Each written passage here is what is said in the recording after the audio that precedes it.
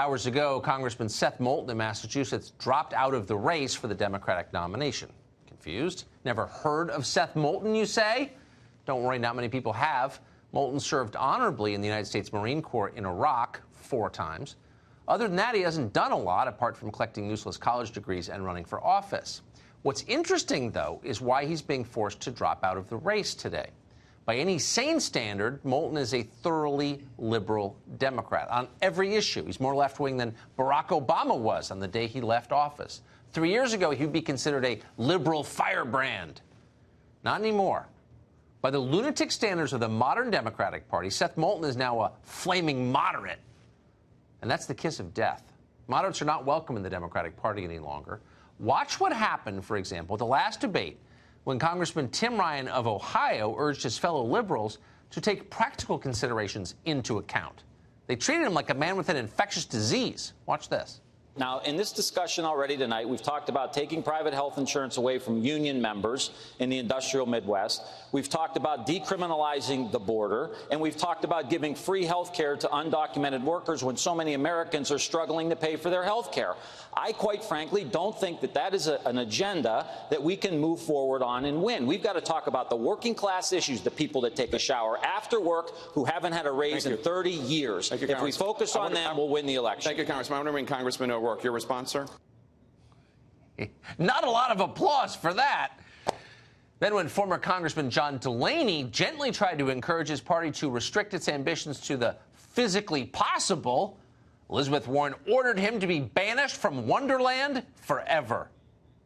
So I think Democrats win when we run on real solutions, not impossible promises. When we run on things that are workable, not fairy tale economics. You know, I don't understand why anybody goes to all the trouble of running for president of the United States just to talk about what we really can't do and shouldn't fight for.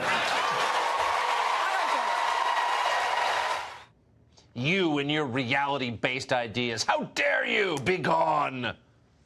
It's demented, obviously, but as a political matter, it's been highly effective. When he dropped out today, Congressman Moulton noted that, quote, it's evident this is now a 3-way race between Biden, Warren, and Sanders. And really, it's a debate about how far left the party should go. Except there isn't really a debate. The farthest left candidates are winning. Of the nearly 20 people in the field, only Biden, Warren, and Sanders can muster more than 10% support, which in fact makes it a 2-person race, if we're going to be honest about it, and why wouldn't we be? Biden may be a decent person, but he's fading. He says weird things a lot. He did it again today in New Hampshire. Listen to this. My 2 political heroes were Martin Luther King and Bobby Kennedy. My senior semester, they were both shot and killed. Imagine what would have happened if, God forbid, Barack Obama had been assassinated after becoming the de facto nominee. What would have happened in America? Imagine that you're Biden's political director sitting off stage, and all of a sudden he wanders into unscripted territory and says, imagine the assassination of Barack Obama. You've got your head in your hands. You're frantically texting reporters trying to get him to de-emphasize it. Let's be honest. This is not an attack on Joe Biden. He's not going to be the nominee. He's not going to be the president. I mean, seriously, he's not. So the actual race comes down to Warren and Sanders, competing visions of how to achieve the same socialist fantasy. Warren is promising reparations based on skin color. That's popular. Sanders wants a government takeover of the entire energy sector.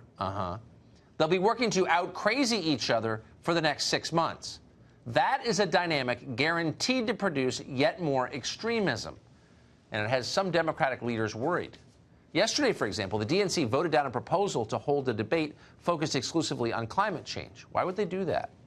Well, because the solutions the candidates would promise, live on television, are insane. Spend $16 trillion, ban airplanes, seize control of the entire U.S. economy.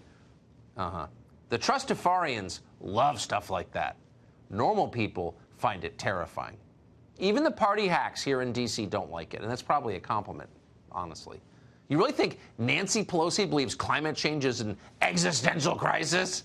Of course she doesn't think that. That's why she flies private. Barack Obama can say whatever he wants about carbon emissions and stroke his chin and be very, very concerned. But when you're spending $15 million of your own dollars on a beachfront estate in Martha's Vineyard, you're not really too worried about the oceans rising. The problem is the Democratic base doesn't get the joke. Democratic primary voters believe the talking points. And very soon, they'll be powerful enough to nominate their own presidential candidate. And when that happens, it's going to be a very different party.